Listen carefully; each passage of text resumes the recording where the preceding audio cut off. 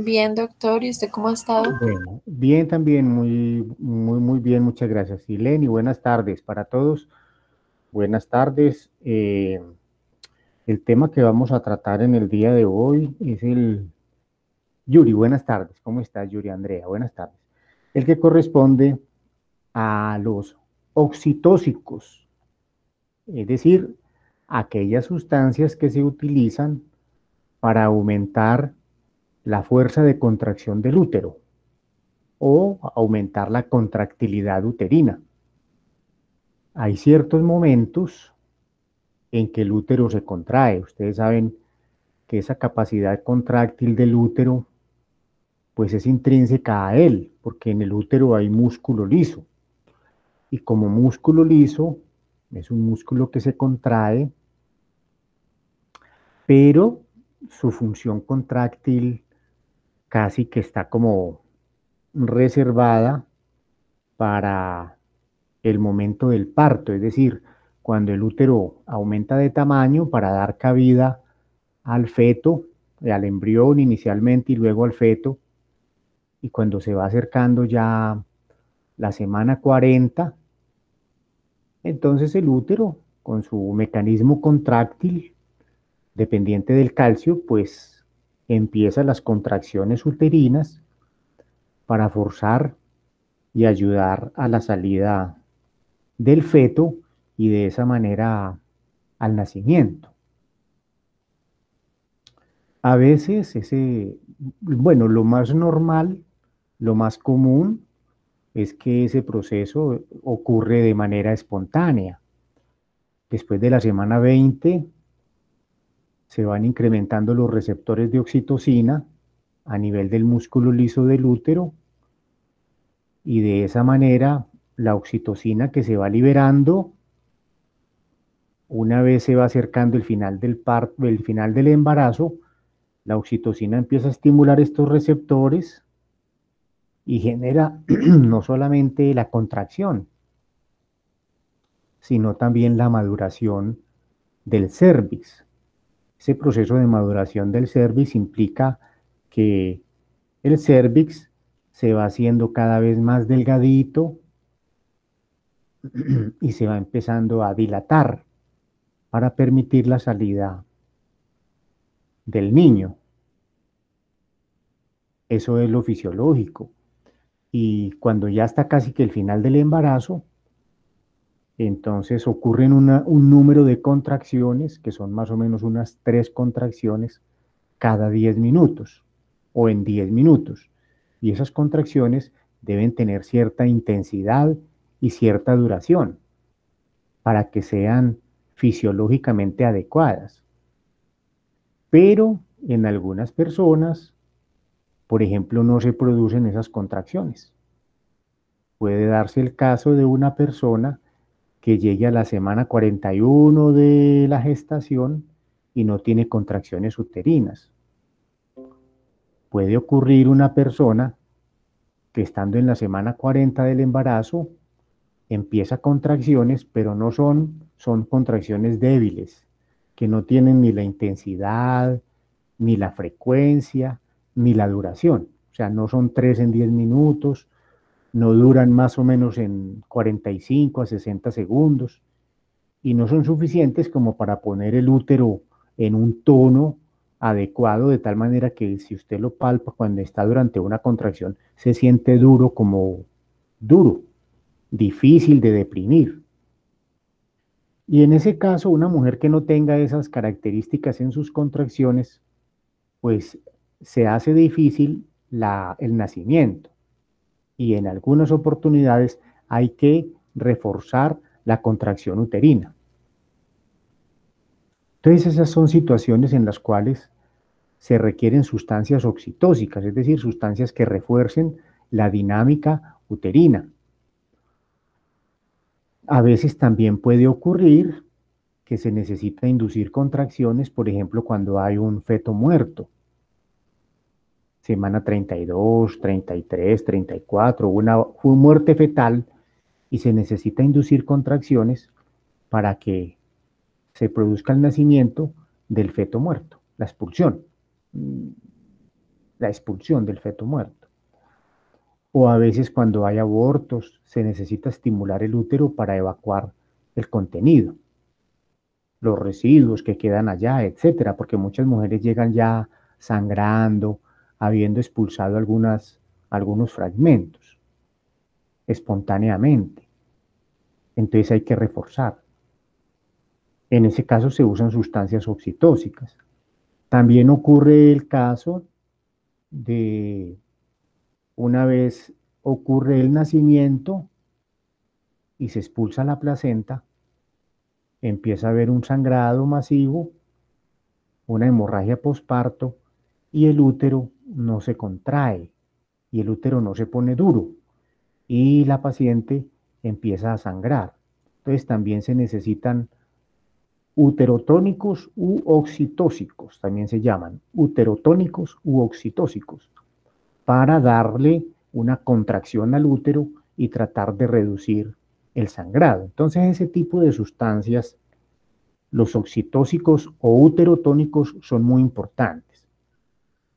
En realidad nosotros tenemos médicamente tres grupos principales de sustancias uterotónicas u oxitóxicas, que son los derivados del ergot, principalmente la ergobacina y la ergometrina, que ya no se usan. Hace unos años eran los elementos terapéuticos, digamos, más usados, por ejemplo, en los pospartos, pero ya casi no se usan.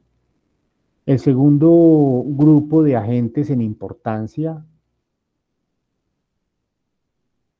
o en importancia no, más bien el segundo grupo que les menciono, no es porque los derivados del ergot sean los más importantes, no, de hecho ya casi no se usan. Y no se usan porque tienen muchas complicaciones, muchos efectos adversos, son más los riesgos que los beneficios. Entonces quedamos desde el punto de vista de los uterotónicos con dos sustancias o grupos de sustancias muy importantes, que son la oxitocina y el otro grupo son las prostaglandinas. Tanto la oxitocina como las prostaglandinas son sustancias que se están usando todavía mucho con esos fines que ya les había comentado cuando estábamos comenzando la clase. Y casi que a esos son los agentes a los que nos vamos a referir en el día de hoy desde el punto de vista de los oxitóxicos o agentes uterotónicos. El otro grupo de sustancias a las cuales nos vamos a referir, digamos, en el día de hoy, son los tocolíticos, es decir, un grupo de sustancias que se usan para disminuir, contrario a lo que se hacen con los uterotónicos, que buscamos estimular las contracciones uterinas, con estos buscamos es reducirlas.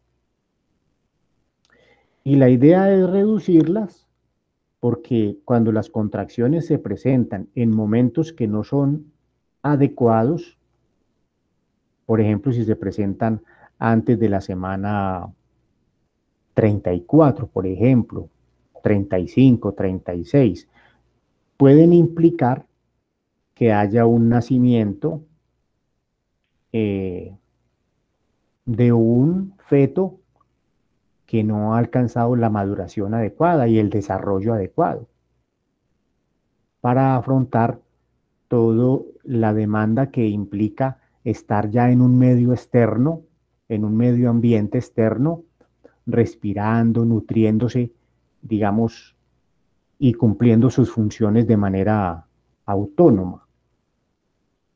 Entonces hay momentos en los cuales hay que dar esas sustancias tocolíticas y hay que tratar de detener esas contracciones uterinas, hacerlas menos frecuentes, suprimirlas, para que no se produzca un nacimiento antes de tiempo. Si el nacimiento ocurre antes de la semana 36, 37, incluso 38, el niño nace con bajo peso y no tiene toda la maduración completa como cuando un niño tiene 39 o 40 semanas, que es lo más normal y lo más fisiológico. Ahora, si el niño nace antes de la semana 34, pues es más complicado porque se tiende a generar una dificultad respiratoria severa que puede causar la muerte del niño por una insuficiencia respiratoria aguda. Entonces, tratar de detener el trabajo de parto, tratar de reducir las contracciones uterinas ha sido digamos, un reto para los obstetras en aras de tratar de prolongar el embarazo los días o semanas que más se pueda. Mientras más se pueda, para acercarse a lo fisiológico, mejor. Entonces, esas sustancias que disminuyen la contractilidad uterina se llaman sustancias tocolíticas, es decir, reducen la contractilidad uterina. Dentro del grupo de esas sustancias tocolíticas, hace mucho tiempo se vienen utilizando muchos compuestos. Un grupo de compuestos que se venía utilizando mucho, eran los agentes simpático-miméticos, aquellos que remedan la actividad del simpático, sobre todo estimulando receptores beta 2 adrenérgicos. Hay receptores beta 2 en el útero que estimulan también la contracción uterina. Entonces, que disminuyen la contracción uterina, que la disminuyen. Esos simpático-miméticos o agentes agonistas beta 2, al disminuir la contracción uterina, entonces se han venido utilizando desde hace mucho tiempo para el control de esas contracciones prematuras que tienden a generar la aparición del parto pretérmino. Entonces, un primer grupo son los agonistas beta 2 dentro de los tocolíticos. Y dentro de esos agonistas beta 2, la ritodrina ha sido un agente que se ha usado durante mucho tiempo. También la terbutalina, un agonista beta 2 utilizado en el asma. También se ha utilizado el salbutamol. Entonces, son ejemplos de sustancias tocolíticas del grupo de los agonistas beta 2. También se han utilizado como tocolíticos el sulfato de magnesio. Es una sustancia que se ha usado durante mucho tiempo porque se sabe que disminuye la contracción del útero, disminuye la contractilidad uterina. El sulfato de magnesio se usó, digamos, o todavía se usa, por ejemplo, para profilaxis de las convulsiones y tendió a usarse durante muchos años como antihipertensivo, aunque hoy se prefiere más como profiláctico de las convulsiones en las preeclámpticas para que la paciente no llegue a la eclampsia, no haga convulsiones. Igual si la paciente hace convulsiones y se declara o instaura lo que es la eclampsia, entonces también se usa el sulfato de magnesio, en lugar de utilizar otros sedantes, tipos benzodiazepinas u otros anticonvulsivos que se usaban antes. Hoy se prefiere el sulfato de magnesio, pero en realidad el sulfato de magnesio conserva todavía una utilidad como agente tocolítico, es decir, para reducir, relajar el útero y reducir la contractilidad uterina. Aparte del sulfato de magnesio, también se han utilizado agentes antiprostaglandínicos, es decir, inhibidores de las prostaglandinas. Y dentro de esos inhibidores de las prostaglandinas, tal vez de las que más se ha usado es la indometacina, pero en general cualquier inhibidor de las prostaglandinas, como el ibuprofeno, la misma aspirina, pueden disminuir la contractilidad uterina porque se sabe que las prostaglandinas también son importantes en el proceso contráctil. Además de los agonistas beta 2, como la terbutalina, el sulfato de magnesio, los inhibidores de la prostaglandina, como la indometacina, también los bloqueadores de los canales del calcio se han venido utilizando en los últimos años para reducir las contracciones del útero.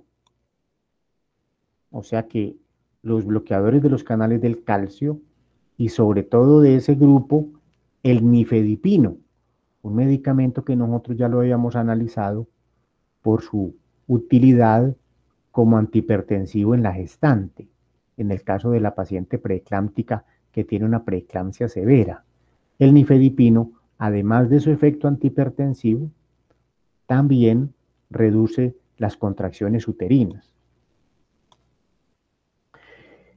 Y además, tenemos un medicamento que es un análogo de la oxitocina, pero que es capaz de ir y se une al receptor de la oxitocina sin estimularlo, es decir, antagoniza la acción de la oxitocina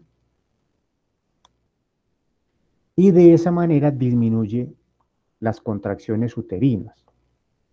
Entonces, hoy nos vamos a referir, digamos, a esos dos grupos de sustancias de un gran interés obstétrico. Unas estimulando el útero, los uterotónicos u oxitóxicos, donde entran la oxitocina y las prostaglandinas. Dentro de esas prostaglandinas, que son uterotónicas u oxitóxicas o estimulantes del útero, nosotros tenemos sobre todo la prostaglandina de tipo F2-alfa, que es el carbopros. Prostaglandina F2-alfa, carbopros. Y tenemos un análogo de la prostaglandina E2, que es la dinoprostona, esa es otra prostaglandina también oxitóxica. Y tenemos tal vez la que más aceptación tiene hoy en el mundo, que es el misoprostol, que es un análogo de la prostaglandina E1. Oxitocina y esas prostaglandinas, carbopros, dinoprostona y misoprostol, son oxitóxicos. En el otro grupo, los tocolíticos, tenemos entonces los simpaticomiméticos, agonistas beta 2, ritodrina y terbutalina, el sulfato de magnesio, los inhibidores de la prostaglandina como la indometacina, los bloqueadores de los canales del calcio como el nifedipino y el antagonista de los receptores de la oxitocina como el atosiban. Permítame un segundito.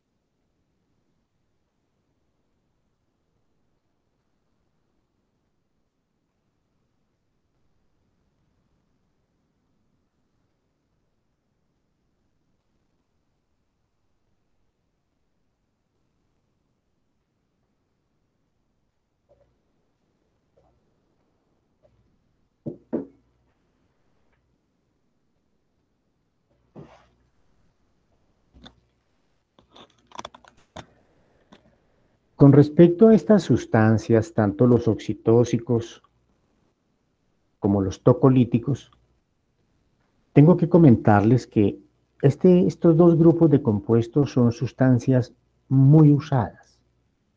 Ustedes las van a ver usar mucho en las áreas obstétricas.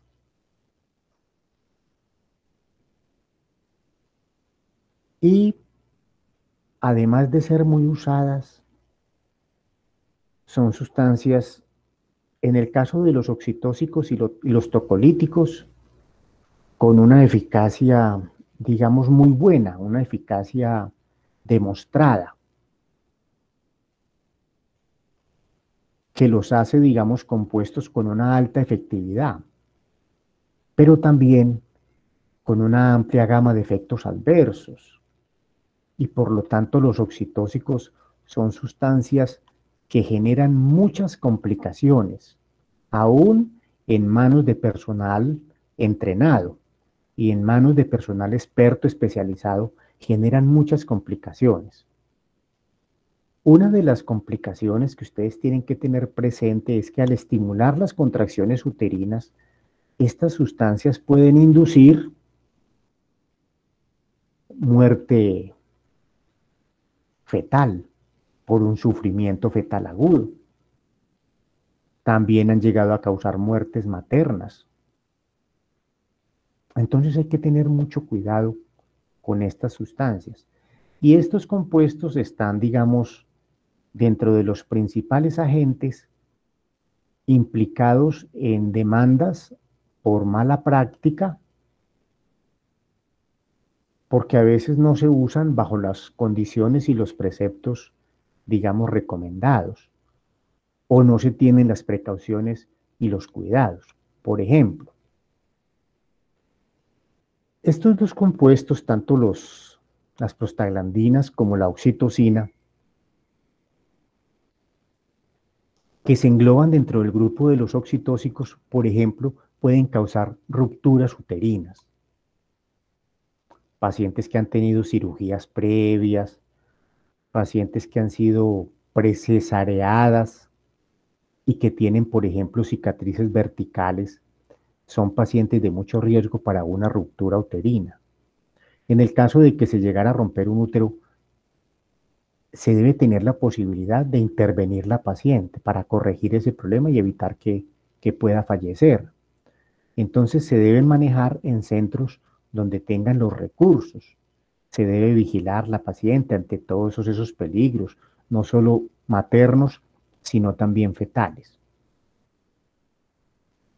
En el caso de los tocolíticos, uno de los grandes problemas a los que se enfrentan hoy, digamos, los obstetras y las personas médicos que recurren a este tipo de sustancias para detener el trabajo del parto, es que no son muy eficaces para detener el trabajo de parto en el largo plazo. Se considera que estas sustancias son eficaces en un periodo corto, que a veces no va más de las 48, 72 horas, es decir, 2 o 3 días. Pero se considera que en esos 2 o 3 días puede ser importante prolongar un poco el embarazo para dar tiempo a que se induzca una maduración pulmonar, si es necesario, o a que la madre sea remitida con su embarazo a un centro donde haya más posibilidades de atención. Porque cuando ocurren estos nacimientos pretérmino, uno de los graves problemas es la tecnología de la cual se disponga para atender al recién nacido y poderlo sacar adelante a pesar de que llegara a tener problemas con su peso, con su maduración pulmonar, con su regulación térmica y todas las demás circunstancias que se vienen cuando hay un nacimiento pretérmino. Además de esa, entre comillas, inefectividad a largo plazo de los tocolíticos, el otro problema son la amplia frecuencia y gama diversa de efectos adversos que se observan con estas sustancias. También se han descrito edemas pulmonares, mortalidad con los tocolíticos. Entonces, la conclusión inicial después de estos comentarios es que estas sustancias que comentamos en el día de hoy son sustancias de mucho uso, pero de mucho problema, de mucho efecto adverso, involucrados en múltiples demandas, en casos de muertes maternas y fetales, bien sea porque estimulen la contracción uterina o porque se usan a veces en situaciones inadecuadas o se dosifican de manera incorrecta, etcétera. Y entonces es muy importante este tema. Ustedes, digamos, obviamente como profesionales de la salud y como médicos, pues ustedes van a tener, digamos, más acceso tal vez a las sustancias que más se utilizan. Y dentro de todas las sustancias, por ejemplo, que más se utilizan en nuestro medio como oxitóxicos son la oxitocina y la prostaglandina, misoprostol sobre todo. Y en el caso de los tocolíticos, los que más se usan son sulfato de magnesio, nifedipino,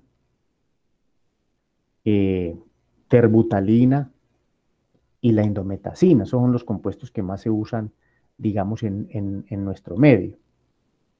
Entonces es muy importante considerar, digamos, esos aspectos. Vamos a referirnos entonces, en primer lugar, al tema de los oxitóxicos, que como comentábamos ahorita, pues tienen, digamos, tal vez tres indicaciones importantes. Esas tres indicaciones importantes son para inducir o reforzar un trabajo de parto. Es decir, inducir o reforzar las contracciones uterinas cuando ellas son deficientes. La segunda indicación es inducir maduración cervical, cuando no se ha logrado que el cervix esté maduro, es decir, que tenga unas características para facilitar el alumbramiento. Y en tercer lugar, estas sustancias también se recomiendan hoy para la hemorragia posparto. Esas son tal vez las tres indicaciones más importantes, digamos, de los oxitóxicos, como para que ustedes los tengan entonces muy en cuenta. Dentro de los oxitóxicos eh, tenemos, digamos, dos sustancias. La oxitocina, y ustedes saben, la oxitocina es una hormona que se produce en el hipotálamo y se almacena en la hipófisis posterior y se va liberando en la medida en que el embarazo va avanzando, se va empezando a secretar más y se van empezando a expresar los receptores de la oxitocina.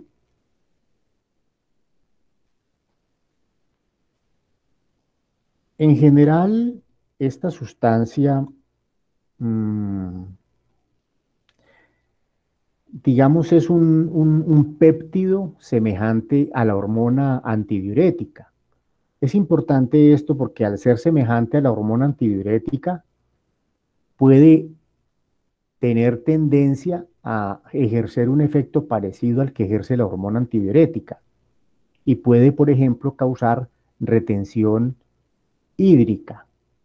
Y esa retención hídrica puede causar edemas, que es importante tener en cuenta, digamos, ese aspecto.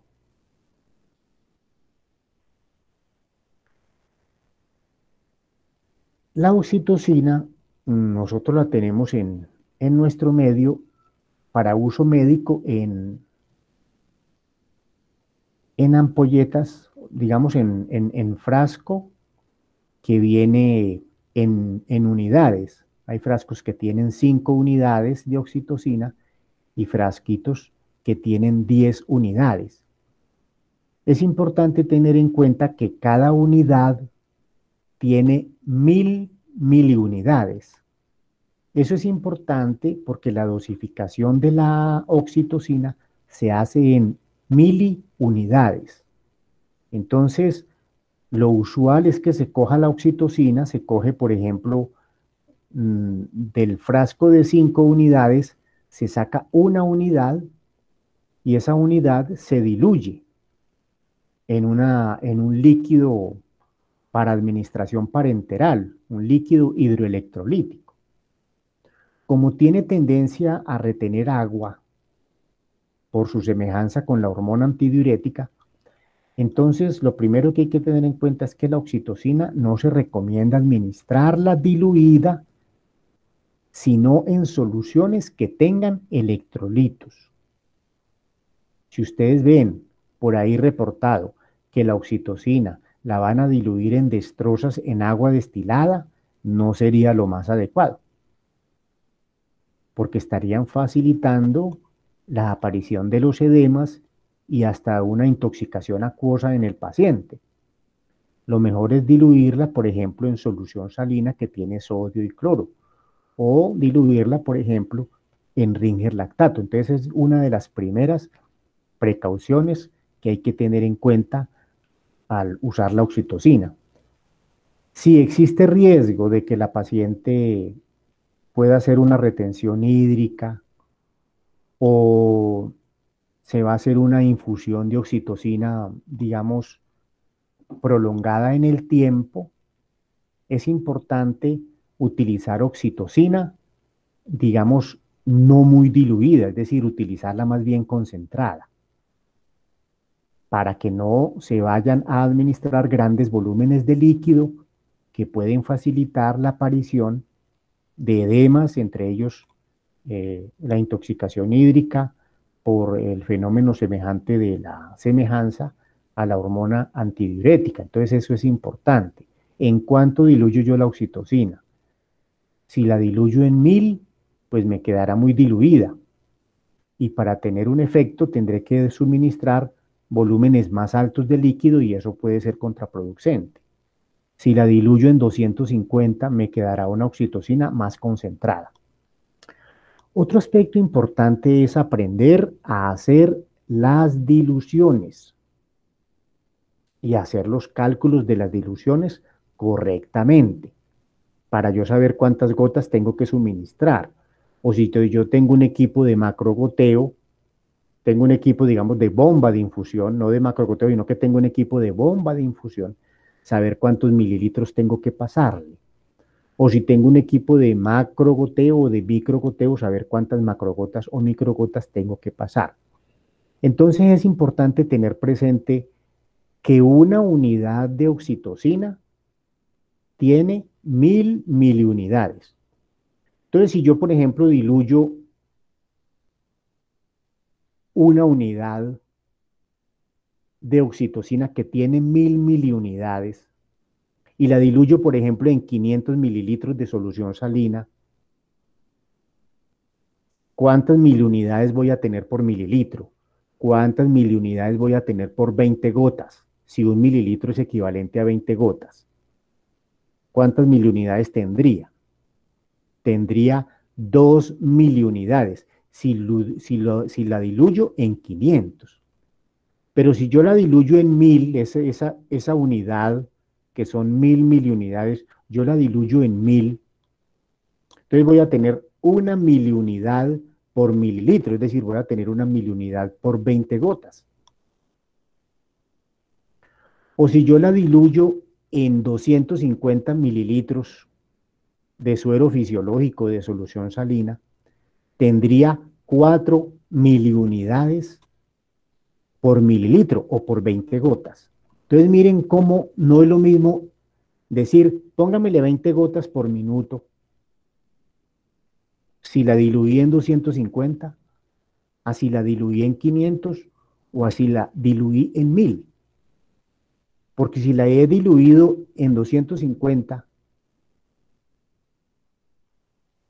con respecto a diluirla en 1000, administraré 4 veces más cantidad. Y eso puede ser peligroso.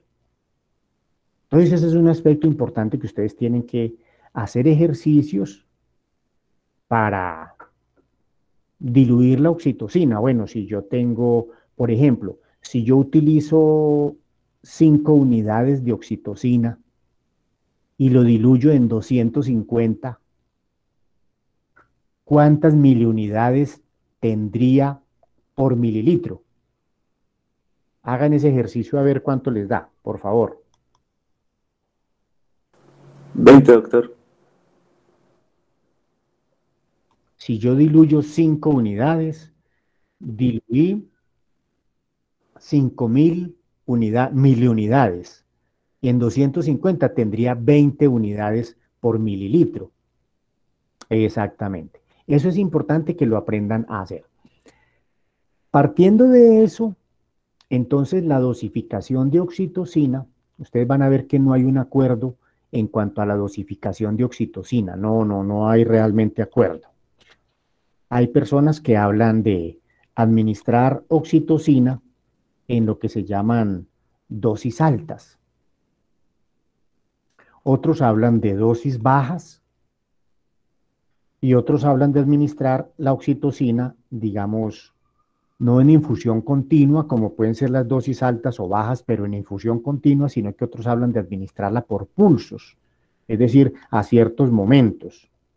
Por ejemplo, cada 8 minutos, dar bolos de 10 segundos. Entonces, no hay, digamos, igualdad de criterios en cómo administrar oxitocina. Pero yo les voy a comentar tal vez la dosificación baja, que es una de las que más, digamos, se acepta, sobre todo porque siendo la oxitocina un medicamento peligroso, eh, a veces las dosis altas pueden estar más relacionadas con los efectos adversos. Entonces, ¿cómo se comienza una dosificación de oxitocina? Bueno, lo primero es que antes de utilizar una dosificación de oxitocina, hay que tener en cuenta ciertas características en cuanto a la paciente, en cuanto a si está indicado, en cuanto a haber descartado contraindicaciones. Por ejemplo, una de las contraindicaciones que puede tener el uso de la oxitocina es que, digamos, haya una presentación anómala. Por ejemplo, cuando hay una presentación de pelvis, no se debe utilizar oxitocina para ayudar a que salga el feto o al nacimiento.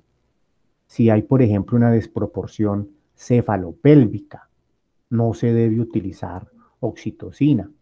Si es una gran multípara, generalmente que tenga más de 5 partos y tenga más de 35 años, por ejemplo, no se debe recomendar porque es peligroso. En el caso de la oxitocina, por ejemplo, la paciente debe estar descansada. Generalmente se recomienda comenzar la infusión de oxitocina en las primeras horas de la mañana. No se debe usar en las noches, porque por las noches hay menos disponibilidad de recursos, digamos, de profesionales de la salud y de enfermería. Cualquier complicación es más difícil en las noches de afrontarla.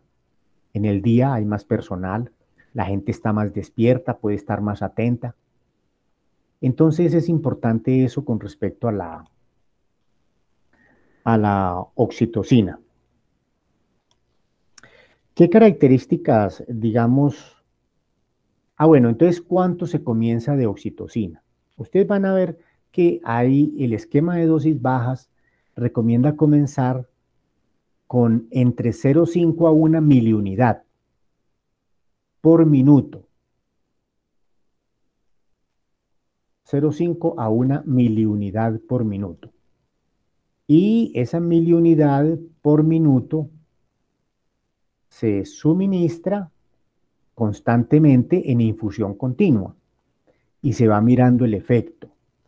Antes de administrar oxitocina, hay que anotar muy bien cuántas contracciones tiene, qué duración tienen las contracciones, de qué intensidad son, cómo está la frecuencia cardíaca fetal, cómo está la frecuencia cardíaca materna, cómo está la presión arterial, porque la oxitocina puede producir algunos fenómenos hipotensivos.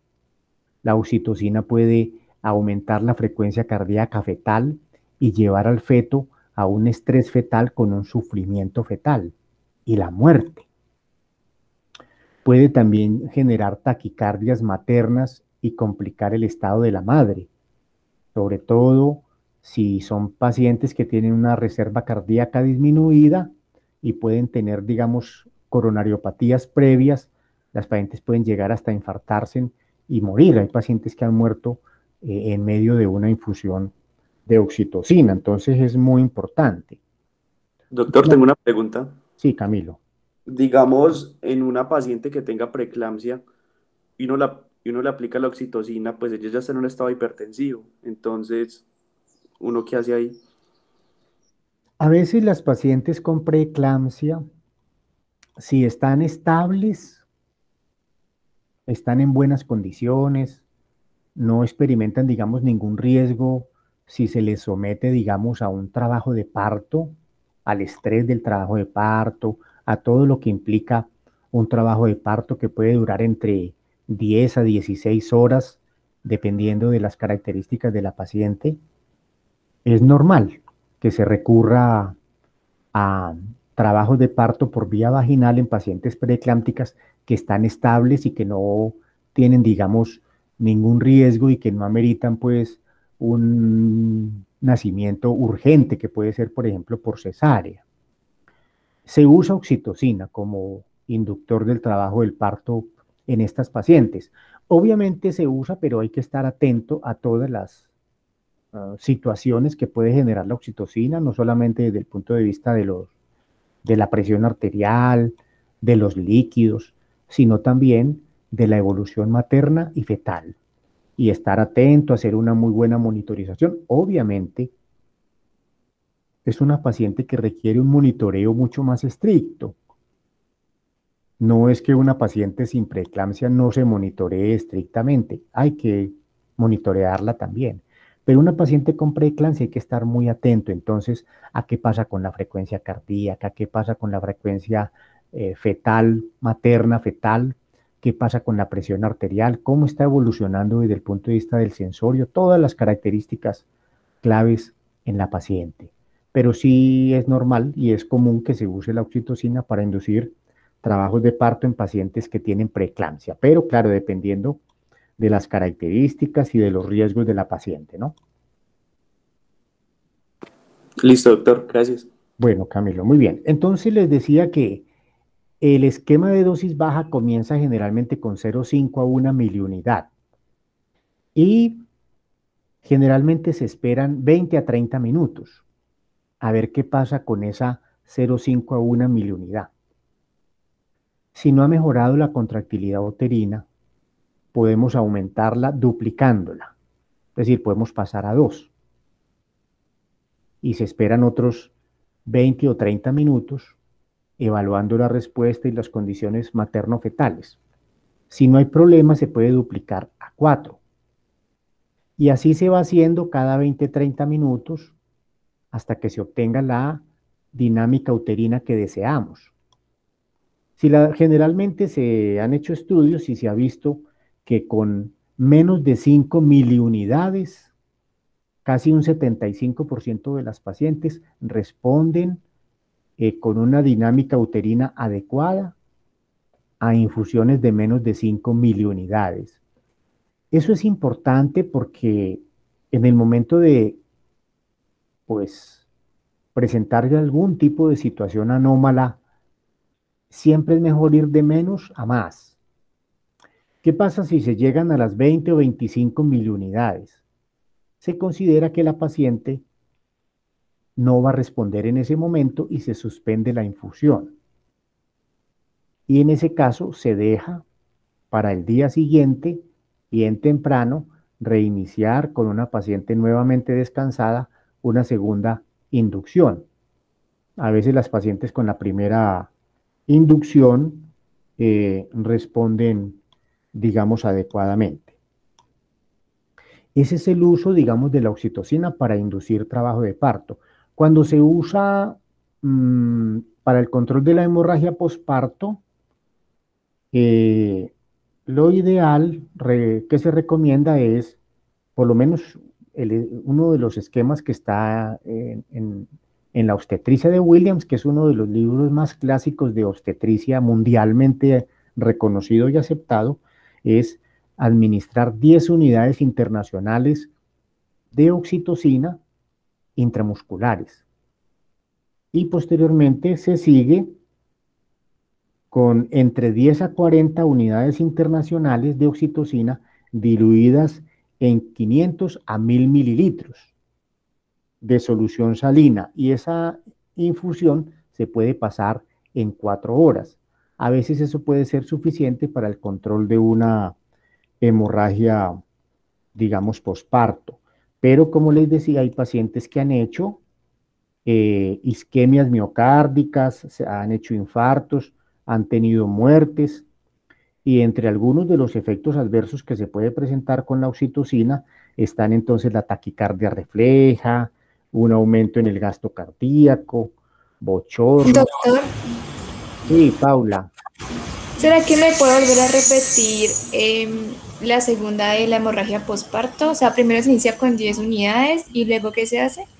Sí, y las 10 unidades se suministran por vía intramuscular. Y luego se prepara una infusión diluyendo entre 10 a 40 unidades internacionales de oxitocina, póngale en 1000 mililitros de suero fisiológico de solución salina y se pasan en 4 horas. La cantidad puede ser de líquido entre 500 y 1000. Bueno, entonces todo depende de la reserva cardíaca que tenga, todo depende del estado de hidratación de la paciente, todo depende de su presión arterial, etcétera. Entonces, inicia con 10 unidades intramusculares y luego diluye entre 10 a 40 en 500 a 1000 mililitros y la infunde en 4 horas. Gracias, doctor. En 4 horas. Bueno, muy bien, Paula. Les decía que dentro de los efectos adversos, los pacientes pueden tener dolor torácico, cefalea, náuseas, vómitos. También pueden presentar, digamos, retención de líquidos. Hay que estar vigilando si se usa con fines oxitóxicos, la estimulación uterina. ¿Qué tanta estimulación uterina? Porque si no se está atento a detectar una, digamos, excesiva estimulación uterina para ir bajando el goteo e irlo suspendiendo, entonces la paciente puede hacer una hiperestimulación que puede llevar al feto a un sufrimiento fetal y a la muerte fetal. Es importante. Se puede presentar entonces muchos de estos efectos adversos y es importante tener presente. ¿Cuál es la farmacocinética de la oxitocina?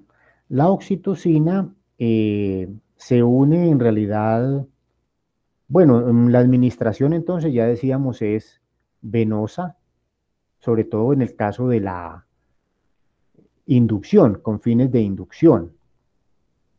Se da por vía venosa en infusión continua y se une poco a proteínas, puede pasar la placenta y puede salir por la leche materna. Es importante que entender que se metaboliza por unas enzimas oxitocinasas que están presentes en el hígado y además en el riñón. La vida media de la oxitocina generalmente es una vida media corta de más o menos unos 5 minutos. Es cortica y una vez se ha metabolizado por las oxitocinasas, los metabolitos que son inactivos se eliminan por la orina. Se eliminan por la orina.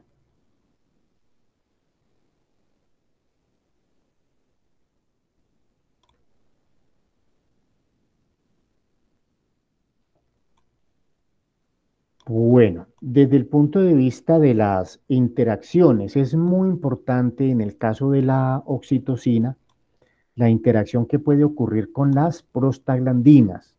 No se deben utilizar conjuntamente en el mismo momento prostaglandinas con oxitocina. Se deben dejar ciertos periodos de tiempo y eso depende a veces de la prostaglandina que se use, depende de la vía de administración, la forma farmacéutica, pero peligroso utilizar oxitocinas con prostaglandinas de una vez, juntas. Es muy peligroso porque se han descrito rupturas uterinas. Se puede presentar muerte fetal. Entonces es muy importante. Con anestésicos generales, sobre todo los inhalados, se pueden incrementar los fenómenos hipotensivos.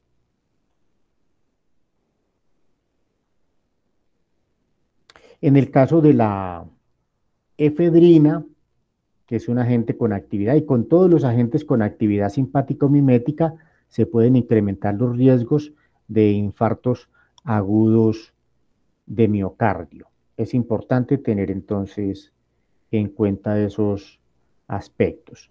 Algunas pacientes han hecho fenómenos sincopales, anafilaxia, y en el feto, en las pacientes que se usa oxitocina, a veces se han descrito fenómenos ictéricos.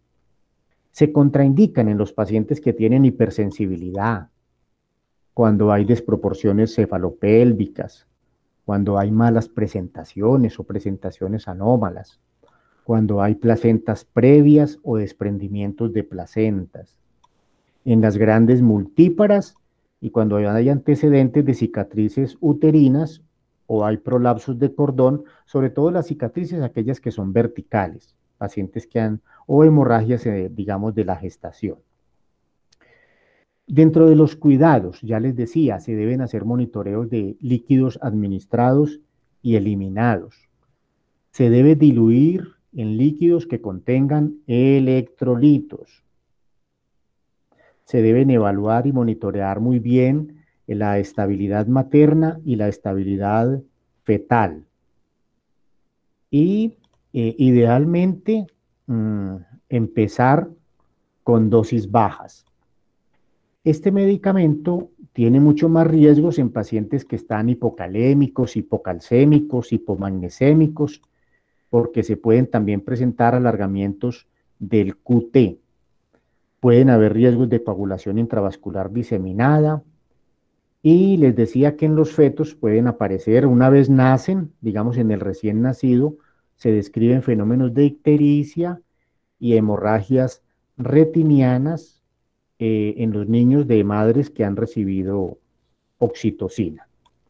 Bueno, este es un medicamento entonces bastante importante, la oxitocina, para que ustedes lo lean, lo estudien, practiquen las diluciones, repasen muy bien las indicaciones, tengan muy presentes las contraindicaciones y, digamos, la forma de dosificarlo.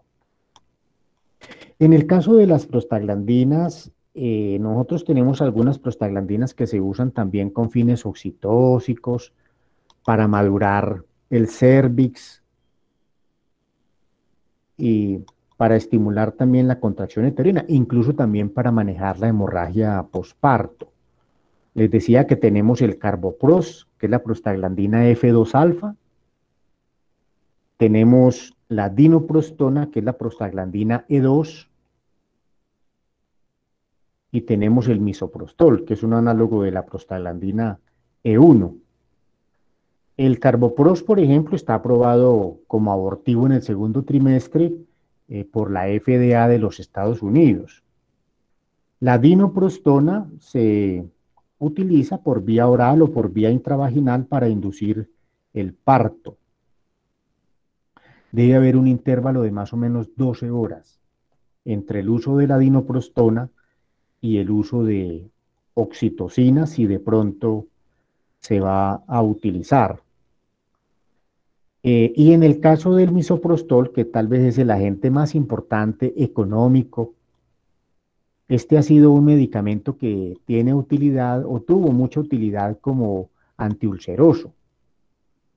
Y por el uso que ha tenido en obstetricia y el uso ilícito, se ha restringido su comercialización y ya prácticamente no se usa en las úlceras, sino que se usa más con fines obstétricos. También se usa de forma ilegal para inducir abortos. Las niñas y las muchachas jóvenes que han tenido un embarazo no deseado, es común que lo usen de manera ilícita y lo adquieren también de manera ilícita.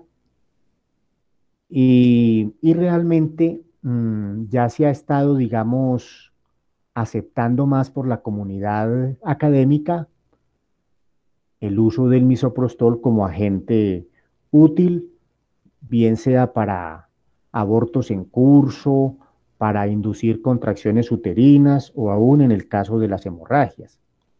El misoprostol nosotros lo tenemos a disposición, puede ser en óvulos o puede ser en diferentes formas farmacéuticas que tienen 25 microgramos. La forma farmacéutica para uso oral en las úlceras había sido de 200 microgramos y la dosis del misoprostol puede oscilar entre 25 a 100 microgramos administrados por vía oral, por vía sublingual o también por vía vaginal. Lo ideal es comenzar, por ejemplo, con una dosis baja. No se sabe a veces cuál es la respuesta de la paciente. Entonces es mejor comenzar con una dosis baja de 25 microgramos y se debe suministrar a intervalos de entre 3 a 6 horas, evaluando antes de la siguiente dosis la dinámica uterina, el bienestar materno-fetal. Se debe esperar un intervalo de 4 horas, ojalá más, antes de utilizar, digamos, oxitocina conjuntamente con misoprostol. Pero en el mismo momento en que se da el misoprostol usar oxitocina, no, porque ya lo decíamos, es peligroso. Los obstetras en Norteamérica, el Colegio Americano de Obstetras de Norteamérica recomienda, por ejemplo, 25 microgramos cada 3 horas para inducir actividad uterina. La OMS recomienda 25 microgramos cada 6 horas. En general, se debe evitar si los pacientes tienen, por ejemplo, cirugías previas. Se debe vigilar la presencia o aparición de ruptura uterina, la frecuencia cardíaca materna, la frecuencia cardíaca fetal. Y esta oxitocina, digamos, actúa sobre receptores de prostaglandinas. Una vez actúa sobre estos receptores de prostaglandinas, entonces estimulan metaloproteínas que reblandecen, digamos, el tejido colágeno del cuello uterino y estimulan, digamos, la disponibilidad de calcio a nivel del tejido miometrial, generando entonces el fenómeno contráctil. Dentro de las reacciones comunes que se producen con digamos, con el misoprostol, tenemos entonces, por ejemplo, las reacciones gastrointestinales, entre ellos la diarrea, la náusea, el vómito. Este es un medicamento que se considera categoría X. Nosotros más adelantico vamos a ver la clasificación de medicamentos durante el embarazo. Los medicamentos que tienen categoría X son aquellos medicamentos que están estrictamente contraindicados en el embarazo, porque se sabe que pueden, digamos, causar efectos teratogénicos. Con el misoprostol se han descrito, por ejemplo, y se han observado en mujeres que lo han utilizado con fines, por ejemplo, abortificantes y no abortaron y terminaron su embarazo o murió el embrión o el feto. Se ha visto, por ejemplo, agenesia de pies y de manos. También se ha visto sindactilia y también se ha visto daños en los pares craneales. Entonces, este es un medicamento que está categorizado dentro de la categoría X y, digamos, se contraindica entonces en ese primer trimestre por los daños que puede causar de tipo teratogénico. Ya finalizando o terminado el embarazo, para hemorragias o terminando, para inducir la actividad uterina o si hay un aborto en curso para facilitar, digamos, la expulsión. ¿Qué cuidados se debe tener, digamos, con el misoprostol? Pueden aparecer glaucomas en pacientes que tienen asma, se puede exacerbar un asma. Si hay nefropatía o hepatopatía, se elimina por riñón y se metaboliza en hígado. Entonces hay que tener, digamos, eh, cuidados desde ese punto de vista. Los pacientes, digamos, las pacientes hipotensas, porque pueden hacer fenómenos de vasodilatación. Se debe monitorear muy bien la frecuencia cardíaca materna y fetal, y se debe monitorear la dinámica uterina. Se debe estar atento a la posibilidad de un riesgo de una ruptura uterina, y se debe tener el equipo adecuado para tratar este tipo de complicaciones. Cuando se usa el misoprostol, a veces pueden aparecer infecciones, eh, digamos, en estas pacientes. Se contraindica también si hay malas presentaciones, antecedentes de cirugías uterinas o cesáreas previas, si hay sufrimiento fetal agudo, desproporción cefalopélvica. En las grandes multíparas también pudiera pensar en contraindicarse. Si hay hemorragias uterinas, placentas previas, es decir, muy parecidas a las que comentábamos en el caso también de la oxitocina. Contraindicaciones: no usar misoprostol y oxitocina conjuntamente en el mismo momento en que se están suministrando las dos. No, hay que dar un tiempo para que el misoprostol haga su efecto y ya se haya metabolizado. ¿Cuánto dura la vida media de la oxitocina y se metaboliza en el hígado? Dura más o menos 45 minutos. Entonces, en 5 vidas medias, es decir, 200 minutos, que equivalen a 3-4 horas, ya se han eliminado casi el 90% del misoprostol. Entonces, es donde se puede recomendar utilizar o dejar un poquito más de tiempo para ser un poco más prudentes. En el caso de los AINES por ser medicamentos antiprostaglandínicos, pueden antagonizar el efecto de las prostaglandinas. Bueno, eso con respecto a las prostaglandinas, que son otro grupo, digamos, de medicamentos muy importantes y que se usan pues también como oxitóxicos. Esos son tal vez los dos grupos de sustancias más importantes a usar como oxitóxicos.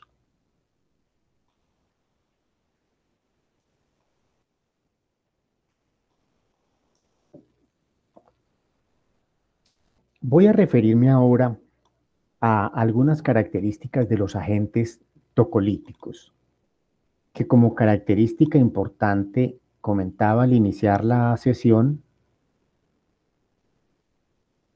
Después de tanto uso durante tantos años, no se ha observado realmente que detengan el trabajo de parto por largos periodos, 2, 3, 4 semanas, realmente no.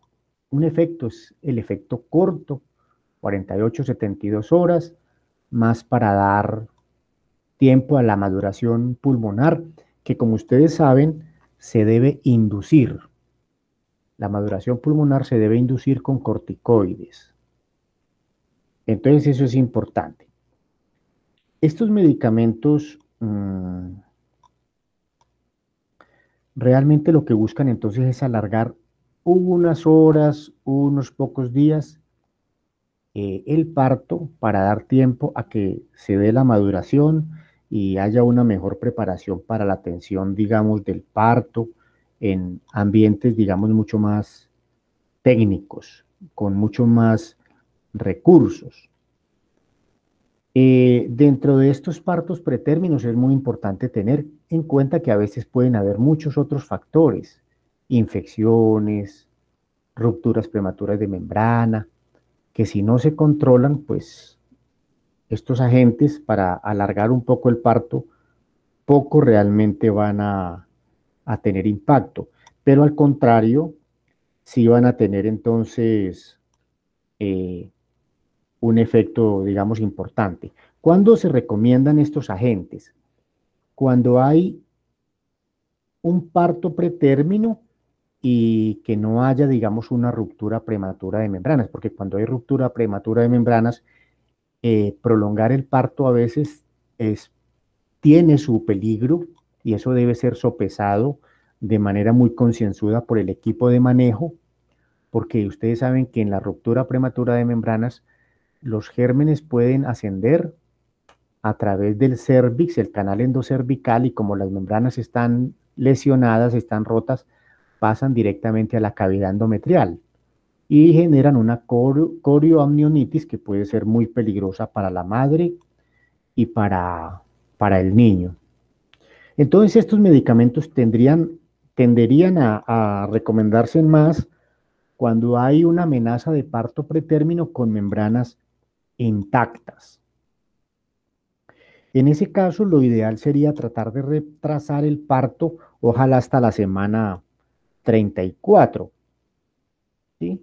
Y se debe monitorear la presencia de pronto de infección materna y se debe, digamos, utilizar también los corticoides para ayudar a la maduración del pulmón en el feto, de tal manera que si nace, pues no tenga inconvenientes o su pulmón ya esté maduro.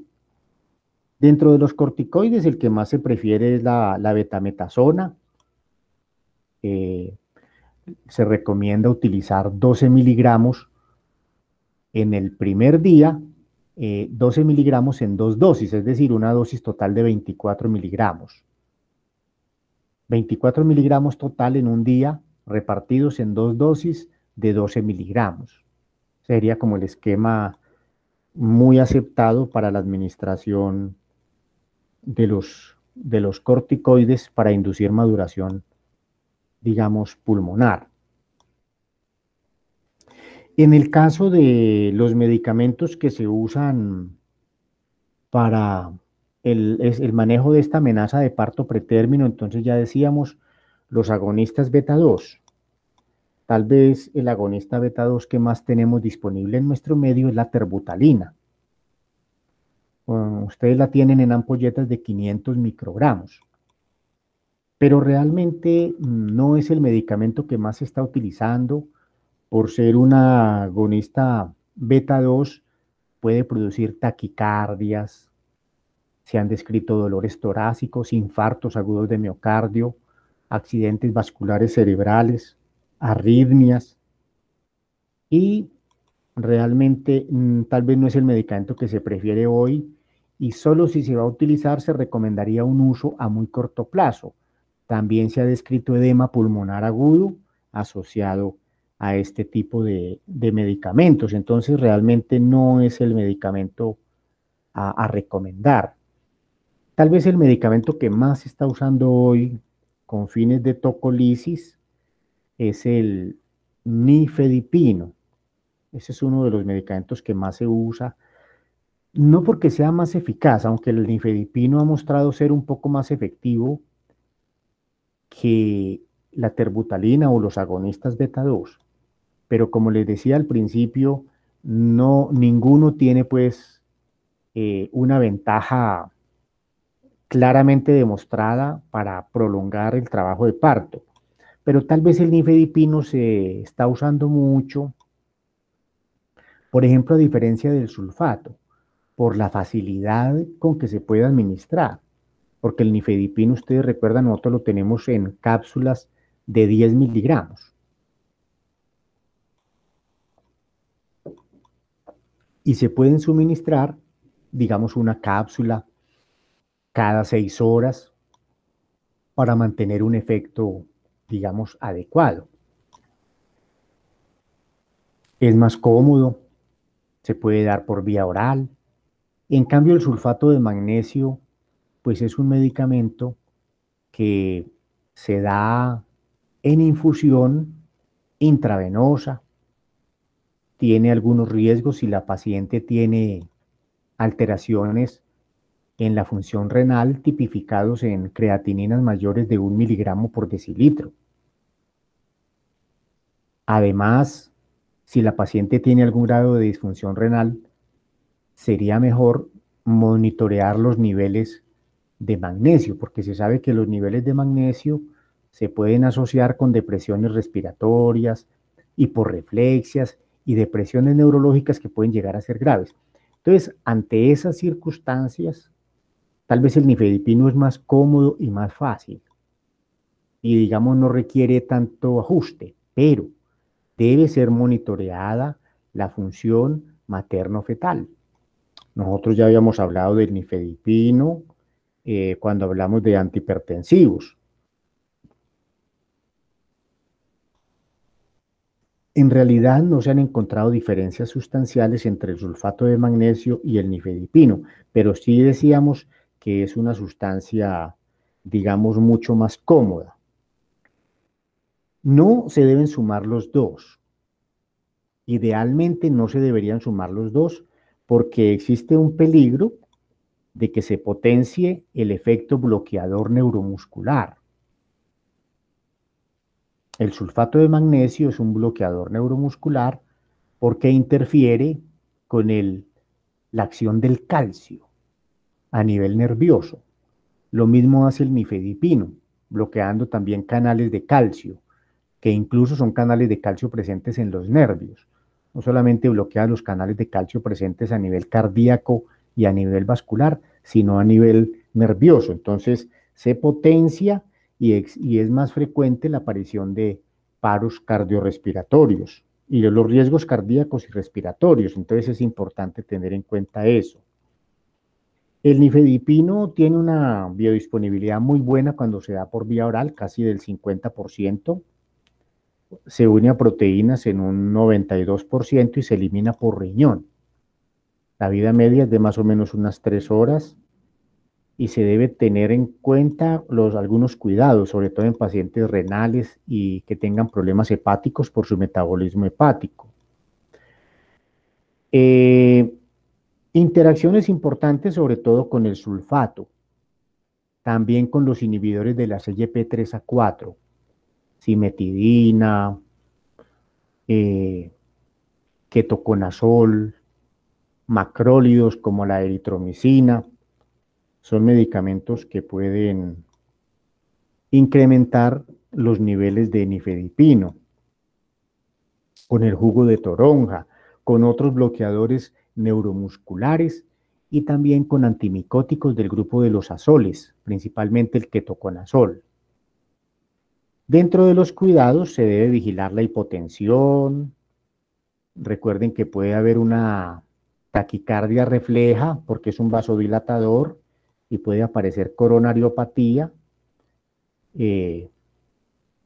Puede causar insuficiencia hepática, daño renal y mucho cuidado también porque se debe dosificar a menos cantidad en estos pacientes. Dentro de las reacciones cardiovasculares, neurológicas, pueden haber estreñimiento, edemas a nivel de pies, etc.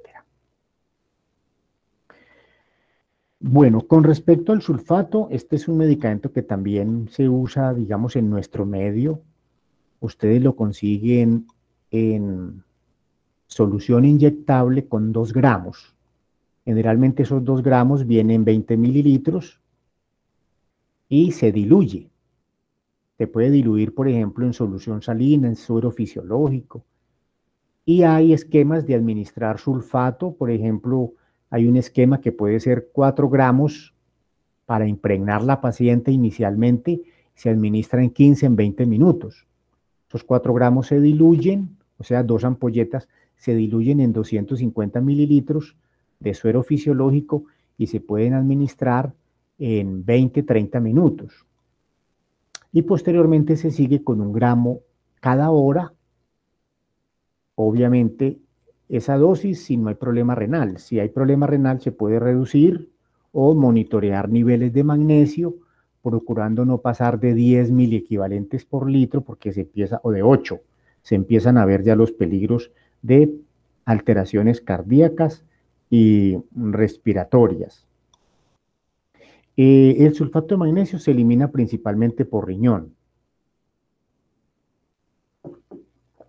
No sufre metabolismo y se debe ajustar si hay insuficiencia renal. Se debe vigilar y monitorear los reflejos, sobre todo el reflejo patelar, y estar atento a la aparición de hiporreflexia. Cuando aparece hiporreflexia, se ha medido el nivel de magnesio y se encuentra que los niveles pueden ser mayores de 10 miliequivalentes por litro, entonces es peligroso ya. Dentro de las reacciones al sulfato pueden aparecer la náusea, la cefalea, los bochornos, puede disminuirse la presión arterial, puede también haber alteraciones ya cardíacas, neurológicas, alterar el sensorio, alteraciones del ritmo cardíaco, etcétera.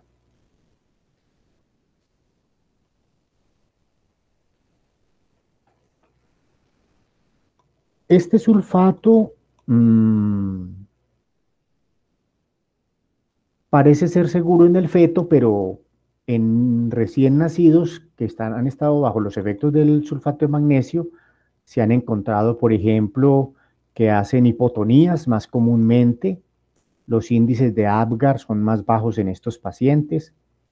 Los requerimientos de intubación también y los ingresos a UCIs también pueden ser más comunes cuando se usan. Entonces es un medicamento también de cuidado. Cuando se ha usado por varios días en la madre con fines tocolíticos, se ha descrito osteopenia en el neonato. Entonces eso es importante tenerlo, digamos, muy presente. Bueno, yo diría que estos son, digamos, los medicamentos más importantes a utilizar, digamos, con fines tocolíticos. Quedan obviamente, digamos, la indometacina, el atosiban, queda para que ustedes, digamos, exploren, complementen esos medicamentos. ¿Dónde pueden encontrar información? En los textos de farmacología. Recuerden que ustedes tienen los textos de farmacología disponibles en la biblioteca virtual de la universidad. Ustedes entran por su correo electrónico a través de Google, se registran ahí, ponen su correo, su contraseña, entran por Access McGraw-Hill, biblioteca digital, y ahí tienen acceso a Katsun, a los libros de Goodman, los libros de obstetricia de Williams, y ahí pueden, digamos, leer un poco más y ampliar y explorar un poco más estos temas. Si bien en este momento, pues la inquietud es más farmacológica, informativa, es muy importante que los vayan leyendo. Ustedes no han tenido la oportunidad por esto del COVID de ir al hospital y ver pacientes en trabajo de parto.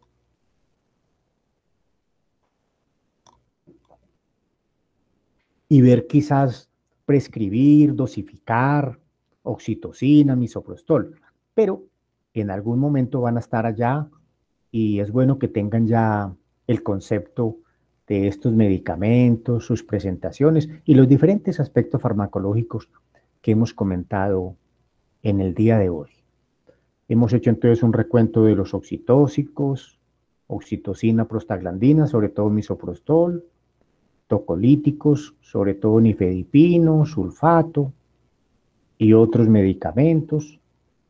Hemos visto los aspectos farmacológicos básicos, farmacodinámicos, farmacocinéticos, sus indicaciones, contraindicaciones, reacciones adversas, precauciones. Hay que tener cuidado con estos medicamentos. No sé si haya dudas, inquietudes respecto al tema, alguna cosa que les pueda aclarar o ampliar. Si alguien quiere comentar algo, tiene una experiencia, ha leído algo respecto al tema y nos quiere compartir, le han surgido algunas inquietudes. por lo que ha visto, conoce, etcétera. Bueno, lo escuchamos.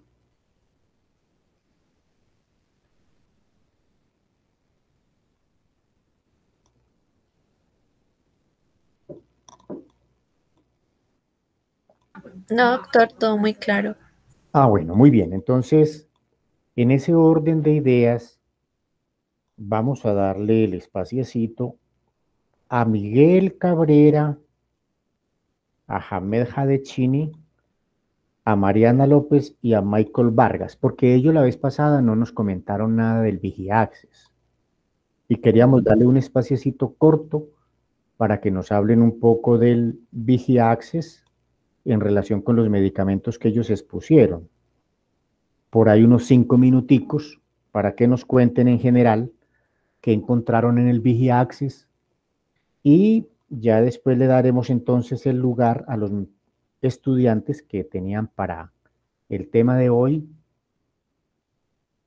la parte del Vigiaccess, sobre todo correspondiente a estos medicamentos oxitóxicos y tocolíticos, oxitocina, misoprostol, sulfato, nifedipino, etcétera. Bueno, entonces, ¿qué nos pueden comentar los estudiantes de la clase pasada? Doctor, ya vamos a presentar. Bueno, muy bien, muchas gracias.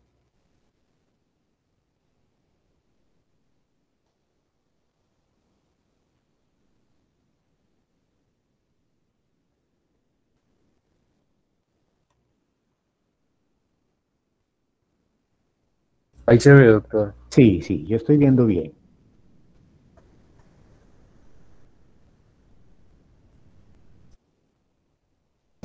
Bueno, en cuanto al etinilestradiol, en el VG-Access encontramos trastornos linfáticos y hematológicos, encontramos entonces anemia, trombocitopenia, hipercoagulación y eosinofilia. En alteraciones cardíacas encontramos palpitaciones, trombosis de la arteria coronaria, infarto de miocardio, taquicardia y miocarditis. En cuanto a alteraciones endocrinas, síndrome de Cushing, hiperprolactinemia, hiperaldosteronismo, hipertiroidismo. En cuanto a alteraciones gastrointestinales, está la náusea, vómito, diarrea, dispepsia y gastritis. En cuanto a alteraciones del sistema nervioso, está la cefalea, mareo, migraña, ACV, trombosis cerebral. Neoplasias, el cáncer de mama, cáncer de endometrio y cáncer de ovario. En cuanto a las alteraciones psiquiátricas, está la depresión, la ansiedad, la disminución del libido y el insomnio y el estrés. En cuanto al sistema reproductor, también pues, se puede presentar un sangrado intermenstrual, mastalgia, amenorrea, ginecomastia y también galactorrea. En cuanto a alteraciones cutáneas, rash, acné, prurito y urticaria. Y en cuanto a las alteraciones vasculares, trombosis venosa profunda e hipertensión. Siguiente. Bueno, muy bien. Hay ahí una cantidad de reacciones sospechadas que algunas están ya muy bien documentadas. Bueno, muy bien. En cuanto a la acetato de medroxiprogesterona, encontramos trastornos de la sangre y del sistema linfático, cardíacos, congénitos, familiares y genéticos, del oído y del laberinto, endocrinos, oculares, gastrointestinales, generales y de alteraciones en el lugar en el que se administra el medicamento, hepatobiliares del sistema inmunológico, infecciones e infestaciones, lesiones, intoxicaciones y complicaciones de procedimientos, trastornos del metabolismo y de la nutrición, trastornos musculoesqueléticos y del tejido conjuntivo, neoplasias benignas, malignas y no especificadas, trastornos del sistema nervioso, embarazo, puerperio y afecciones perinatales, problemas con el producto, trastornos psiquiátricos, trastornos renales y urinarios, trastornos del aparato reproductor y de la mama, trastornos respiratorios, torácicos, mediastínicos y trastornos de la piel y del tejido subcutáneo. Y avanza, por favor. Sacamos como los más principales donde se presentaban más números y tenemos que las neoplasias benignas, malignas y no especificadas, pues los que más se presentan serían la mujer con cáncer de mama, cáncer de mama metastásico, cáncer de ovario y pues el resto que hay. Muy importantes, porque mire cómo las neoplasias están dentro del grupo con mayor número de casos. Lo mismo los trastornos del aparato reproductor. Bueno, muy bien, sí. Del trastorno del aparato reproductor y de la mama, los principales son el sangrado intermenstrual, la menorrea, el sangrado menstrual abundante, la hemorragia vaginal y la galactorrea. De los trastornos de la piel y del tejido subcutáneo tenemos urticaria, erupción, prurito, alopecia, hipotricosis y pues el resto que aparece, sino que por tiempo preferimos solo mostrarlas y nombrar las más importantes. Sí. Bueno, muy bien. En cuanto al sistema nervioso, tenemos pues cefalea, mareos, accidente cerebrovascular, migraña, parestesias e hipoestesias como las principales y las que más se presentan. En cuanto al embarazo, puerperio y afecciones perinatales, tenemos embarazo no deseado, aborto, aborto espontáneo, embarazo con anticonceptivo inyectable, embarazo y bebé prematuro. Y en trastornos generales y alteración del lugar en el que se administra el medicamento, tenemos un medicamento que llega a ser ineficaz, reacción en el lugar de la inyección como tal, dolor, pues recordando que este medicamento es de forma inyectable, dolor, fatiga y dolor también en el lugar de la inyección, en el pecho, pirexia, malestar, astenia y condición agravada como tal. Y tenemos muerte, que vendría siendo muy importante en este medicamento y tiene pues un gran número de porcentaje al presentarse. Bueno, muy bien. Bueno, en la testosterona encontramos también trastornos linfáticos y hematológicos como la policitemia, anemia, linfadenopatías, trombocitopenias y coagulopatías, alteraciones cardíacas, infartos agudos del miocardio, fibrilaciones auriculares, arresto cardíaco y palpitaciones. También tenemos alteraciones endocrinas como hipogonadismo, virilismo, hipotiroidismo, deficiencia de andrógenos. Alteraciones gastrointestinales como son las náuseas, vómito, diarrea, dispepsia. También tenemos alteraciones del sistema nervioso como la cefalea, mareo, migrañas, ACV y trombosis cerebral. Neoplasias como el cáncer de próstata y cáncer de mama. Y alteraciones psiquiátricas como la depresión, ansiedad, disminución del deseo sexual, insomnio y estrés. Y en el sistema reproductor notamos disfunción eréctil, ginecomastia, atrofia testicular y dolor testicular.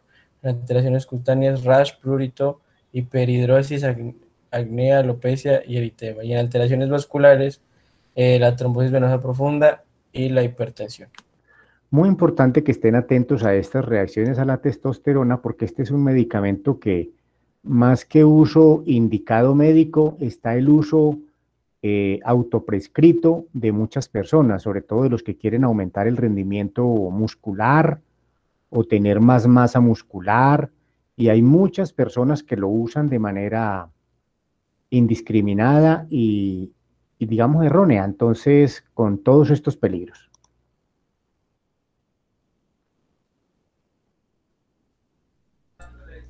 Bueno, y ya por último tenemos la betametasona, que pues el doctor nos nombró en cuanto a la maduración pulmonar, se utiliza mucho.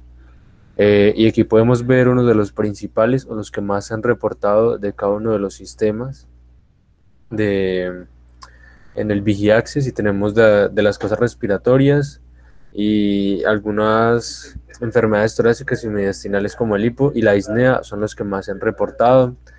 En las enfermedades generales y el sitio de administración se puede observar que pues, la droga no sea efectiva, el dolor, que se agraven las condiciones, que se haga un edema facial, la malacia, la aplicación del sitio de reacción. También se puede ver reacciones adversas en el sitio en el que se da la inyección intramuscular de la betametasona, fatiga, astenia, bueno, entre otros. Otras complicaciones como la exposición fetal durante el embarazo, la exposición materna, la exposición cuando se usan, cuando no se deben usar. Y en cuanto al sistema nervioso, se pueden observar dolores de cabeza, sensaciones de ardor y parestesias. En cuanto a la piel, pues también hay demasiados, hay eritema, prurito, rash, acné, urticaria, hiperhidrosis, dermatitis, entre otros. Y pues aquí a la derecha ya tenemos como una lista más grande de todos los sistemas y vemos que principalmente se dan reportes en cuanto a la piel. Le siguen después los de las enfermedades así generales, como ahorita dijimos que era el dolor, el edema facial, también los daños, las lesiones y las complicaciones de los procedimientos y las enfermedades o los efectos adversos que se dan en el sistema nervioso. Y pues eso sería como todo lo que se ve en el Vigiaxis. Bueno, muy bien ese complemento, muy bueno.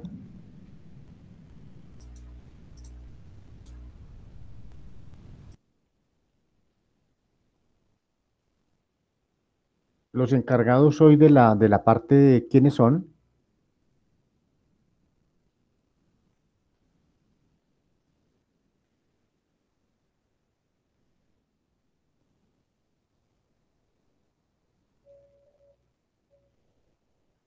Doctor, buenas tardes. Pues nosotros tenemos la parte de oxitóxicos. Ya vamos a comenzar a presentar. Ah, bueno, listo, Carol, muchas gracias. Bueno, si son 4, les tocan de a 5 minuticos para que estemos terminando antecitos de las 6. Oye, Listo, doctor.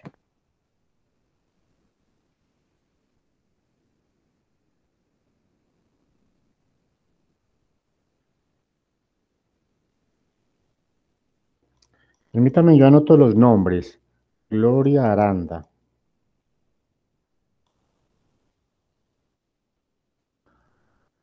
Valentina Castro.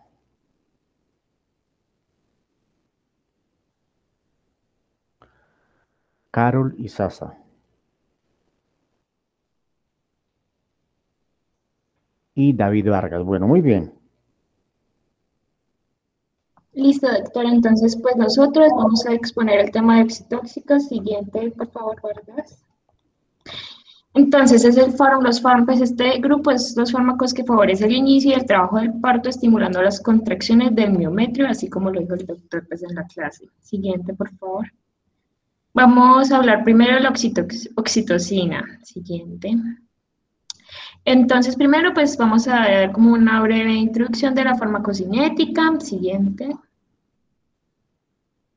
Entre la absorción, que es metabolizada por la quimiotripsina en el tracto digestivo y por lo tanto, pues no se puede dar vía oral, entonces intravenosa, el inicio de acción es de 1 minuto, intramuscular de 2 a 4 minutos, la duración de respuesta intramuscular es de 30 a 60 minutos y pues según estudios la intravenosa sí es un poquito más corta que la intramuscular.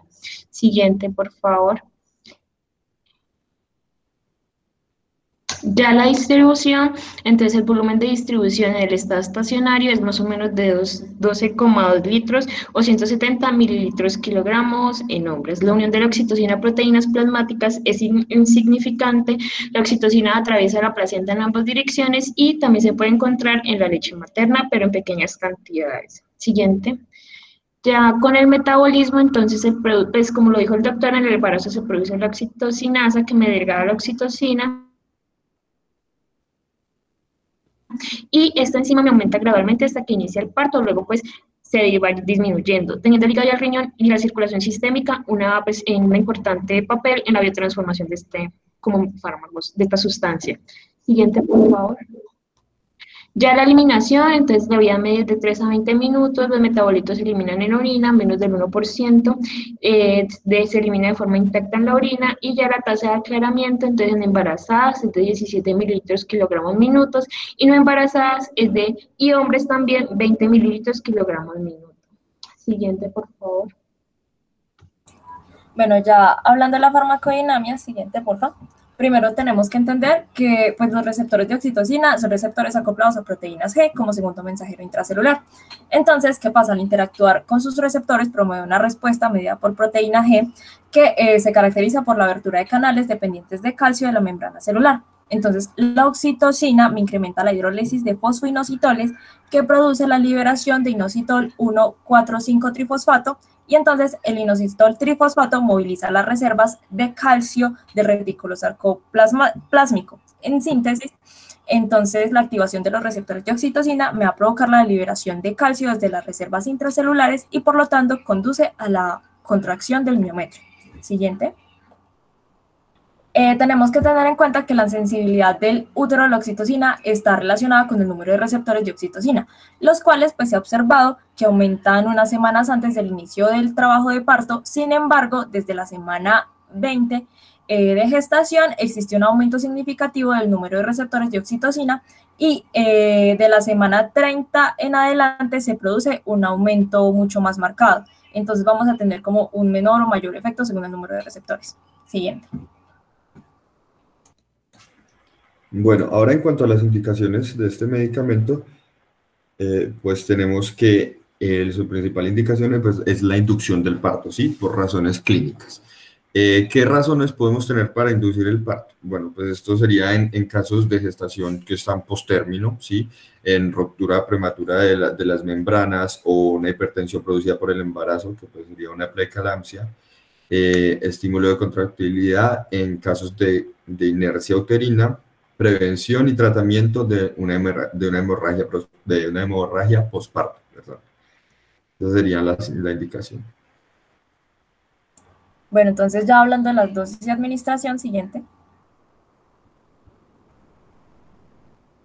Pues esta es la presentación de la oxitocina, viene en solución inyectable de 5 a 10 unidades. Siguiente. Entonces, para inducción de parto, generalmente se usan 10 unidades en 1000 mililitros de solución salina fisiológica, que pues nos da como una infusión de 10.000 unidades por mililitro de oxitocina. Pues en el modelo que encontré, se usa una infusión intravenosa inicial de 1 a 4 miliunidades minuto, que pues serían 2 a 8 gotas minuto, con aumentos de graduales no menores de 20 minutos, de 1 a 2 miliunidades minuto hasta que haya una respuesta, sea máximo hasta 10 miliunidades minuto, que serían aproximadamente 40 gotas minuto, y pues si hay hiperactividad uterina y o sufrimiento fetal, se debe suspender inmediatamente. Siguiente. Y pues para la prevención y tratamiento de hemorragia postparto se usan 5 unidades mediante infusión diluida en solución salina normal y administrado con infusión intravenosa por goteo o bomba de infusión de velocidad variable durante un tiempo mayor a 5 minutos o 5 a 10 unidades intramusculares tras expulsión de la placenta. En el tratamiento de casos graves, adicionalmente, pues se administra otra infusión intravenosa de 5 a 20 unidades en 500 mililitros de un diluyente con electrolitos a un ritmo necesario para controlar la atonía uterina. Siguiente. Bueno, ahora en cuanto a las contraindicaciones y las interacciones de este medicamento, bueno, pues nos encontramos con 3 contraindicaciones principales, que bueno, pues primero tenemos la hipersensibilidad. También nos encontramos ya luego las contracciones uterinas hipertónicas, que pues estas son unas contracciones que son prolongadas, son incoordinadas y además no dilatan el cervix, ¿sí? Esto pues puede poner en peligro el feto si el parto no es inminente, ¿sí? Y si no está aconsejado, el parto espontáneo, ¿sí? Esas serían las contraindicaciones. ¿Con qué interacciona este medicamento? Bueno, pues tenemos que está contraindicado con algunas prostaglandinas y sus análogos, precaución, ¿sí? Con medicamentos que prolongan el intervalo QT, pues hay que tener precaución con esto. Tenemos los anestésicos inhalados. ¿Por qué? Bueno, porque es que su efecto se ve disminuido con esto, ¿sí? Como por ejemplo ciclopropano, alotano o sevoflurano, ¿sí? Algunos de estos medicamentos. También con los vasoconstrictores iliosimpático-miméticos, porque estos pues aumentan efectos vasopresores de estos medicamentos.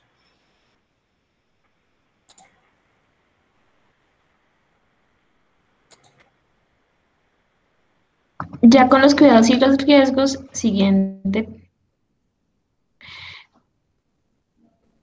Tenemos que tener en cuenta que solo se utiliza para razones médicas. Sin embargo, pues hay que tener mucho cuidado en insuficiencia renal grave, en paciente con predisposición de una isquemia miocárdica debido pues a las enfermedades cardiovasculares preexistentes, así como lo dijo el doctor. También pacientes con síndrome QT largo o síntomas relacionados y tratamiento concomitante con medicamentos que me lo prolongan. Siguiente. También, como lo dijo el doctor, entonces hay que tener precaución en presencia de desproporción cefalopélvica límite, inercia uterina secundaria, grados leves o moderadas de hipertensión inducida por embarazo, enfermedad cardíaca, mayores de 35 años o cesáreas en el segmento uterino inferior, en caso de muerte fetal intrauterina. Y también pues, hay que evitar un parto turbulento, ya que puede provocar embolismo de líquido amniótico.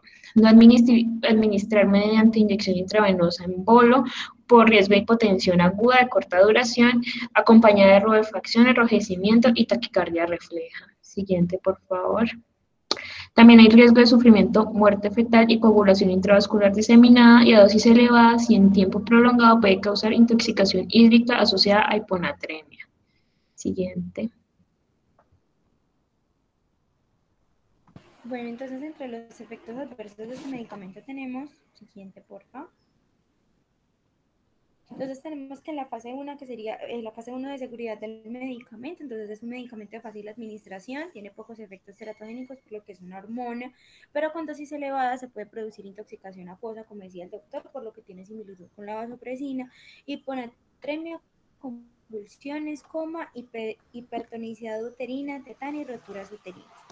En la fase 2 de efectos adversos como tal tenemos la inestabilidad hemodinámica, hipotensión, taquicardia, isquemia miocárdica y arritmias. También tenemos otros en los digestivos como náusea, vómito y disgeusia, cefalea, temblor, enrojecimiento en la parte cardiovascular, desprendimiento prematuro de placenta, atonía uterina y hemorragia postparto. Siguiente, por favor.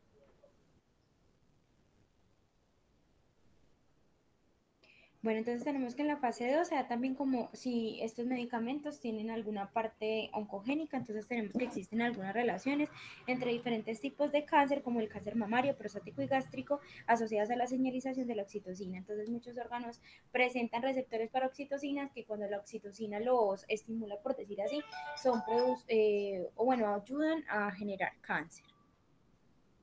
Siguiente, por favor. Bueno, en comparación con otros medicamentos, según Cochrane, siguiente, porfa. Es que esa se trocó. Bueno, entonces tenemos otros efectos adversos. Los efectos adversos fetales están puntaje de Apgar bajo o anormal, disminución de la frecuencia cardíaca y monitoreo fetal anormal. En hepáticos, aumento de las transaminasas. En los hemáticos, trombocitopenia, disminución del fibrinógeno en sangre, prolongación del tiempo de protrombina y tromboplastina y leucopenia. Y en hormonales, los niveles hormonales alterados. Siguiente, por favor. Entonces, según VigiAccess, tenemos los efectos adversos en la vía urinaria. Entonces, hay 46 reacciones documentadas, entre las más importantes tenemos la uriguria, la necrosis cortical renal, anuria, azoema, polaquiuria y la insuficiencia renal. De ahí, como ustedes pueden observar, el resto de efectos adversos en la vía urinaria solo tienen un caso reportado. Siguiente, por favor.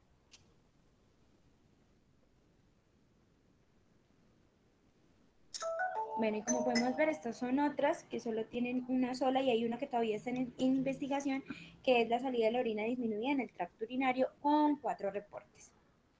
Siguiente, por favor.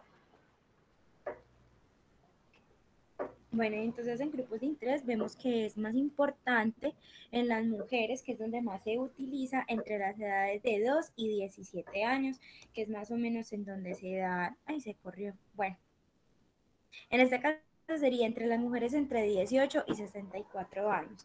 Siguiente, porfa, que pues corresponden a las edades reproductivas. Permítame un segundito. Les cuento que me ha gustado mucho la exposición de ustedes y los felicito. Han explorado otras fuentes. Me gusta mucho el artículo, me gusta mucho que fueron a Cochrane, etcétera. Me gusta mucho. Me dice una estudiante que ustedes tienen a las 6 un examen. Creo que si quieren en la próxima, entonces continuamos con ustedes para que puedan tener estos minutos de descanso, relax y puedan abordar su examen un poco más descansaditos. Entonces dejemos aquí por hoy y en la próxima continuamos con este grupo con el misoprostol, ¿de acuerdo? Listo, doctor, gracias. Bueno, buena tarde, Gracias, éxitos gracias, pues, doctor. bueno, que le vaya muy bien en ese examen. Bueno, chao pues. Gracias, doctor. Bueno, chao. Bueno, María José.